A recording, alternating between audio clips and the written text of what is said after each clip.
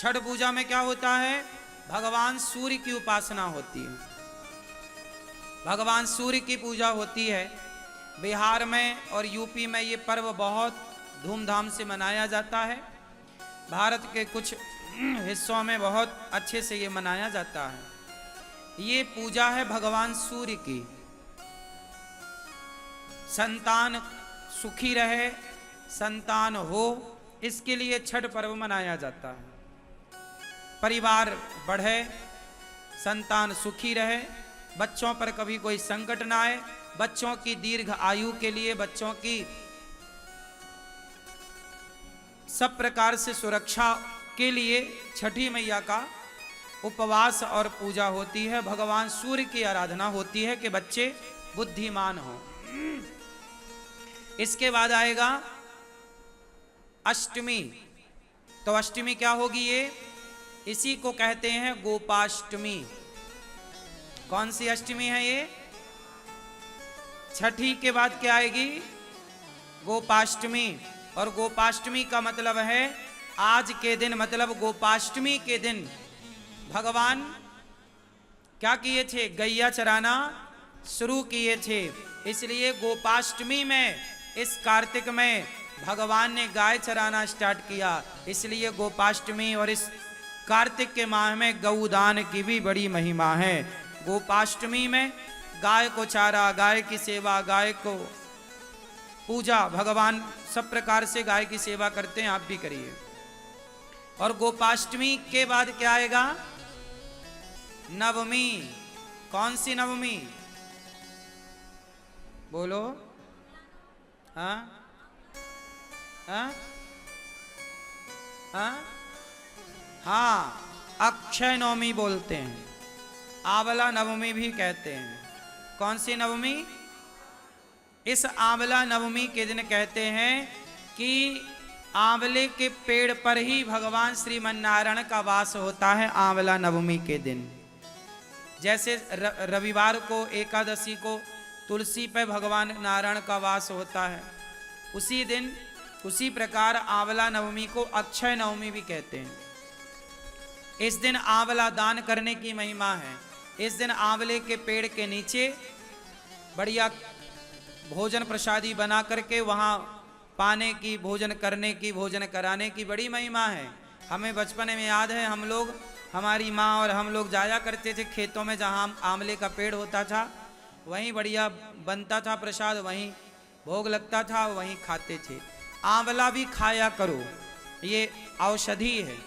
तो अक्षय नवमी कहते हैं, अक्षय नवमी के दिन किया गया कोई भी पुण्य अक्षय फलदायी होता, उसका कभी क्षय नहीं होता। तो आंवले का पेड़ घर में लगाइएगा और आंवले की पूजा करिएगा। देखो हमारे जो त्योहार हैं कितने वैज्ञानिक हैं कि हम लोग पेड़ पौधों की पूजा करते हैं, आंवले के पेड़ की पूजा, ये प्रकृति की पूजा है। फिर आएगी एकादशी। कौन सी एकादशी? हाँ, देव उठनी एकादशी, इसे बड़ी एकादशी भी कहते हैं, बड़ी 11, देव उठनी एकादशी। इस एकादशी के दिन ही भगवान श्रीमन्नारायण का, भगवान शालिग्राम जी का तुलसी जी के साथ विवाह होता है। तो आप लोग भी विवाह करिएगा, यहाँ होगा, आप लोग सब दर्शन करेंगे। फिर इसके बाद क्या होगा? पूर्णिमा, कार्तिक पूर्णिमा। मतलब ये जो कार्तिक का महीना है, सारे इस महीने में सबसे ज्यादा त्योहार होते हैं। हमारे सनातन धर्म में जितने भी महीने हैं, सब महीने एक से बढ़कर एक हैं, पर कार्तिक माह में सबसे ज्यादा त्योहार होते हैं। इसी माह पर दीपावली होती है, इसी माह पर देव उठनी एकादशी होती है, इसी माह में धनतेरस होती है, इसी माह में गोपाष्टमी होती है, इसी माह में अन्नकूट होता है, इसी माह में भाई दूज होती है। तो एक माह में इतने सारे पर्व, इतने सारे त्योहार। यदि ये सवाल कोई आपसे पूछे कि हिंदू धर्म में, सनातन संस्कृति में वो कौन सा महीना है जिस महीने में सबसे ज्यादा त्योहार होते हैं, तो आप कह सकते हैं कि कार्तिक का माह है वो।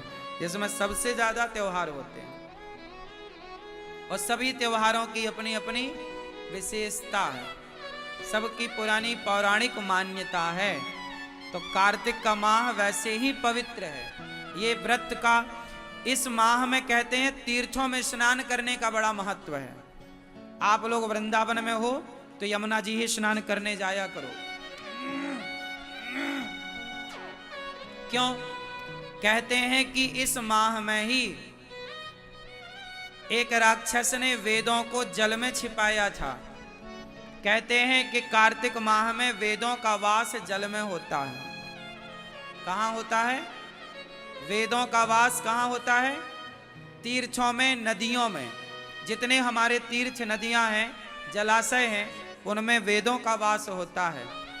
इस महीने में वेद जल में शयन करते हैं, जल में वास करते हैं। तो वेद जब वास करते हैं तो कहते हैं कि जब आप जल में, तीर्थों में स्नान करते हैं तो आपको वेद माता की कृपा प्राप्त होती है और वेद कृपा करते हैं तो आपका ज्ञान बढ़ता है, आपका यश बढ़ता है, आपकी कीर्ति बढ़ती है, आपकी बुद्धि कारगर होती है, मीन्स अच्छी होती है, पवित्र होती है। इस माह में दीप दान करने की भी महिमा है। सब प्रकार से स्नान दान की महिमा बताई जाती है।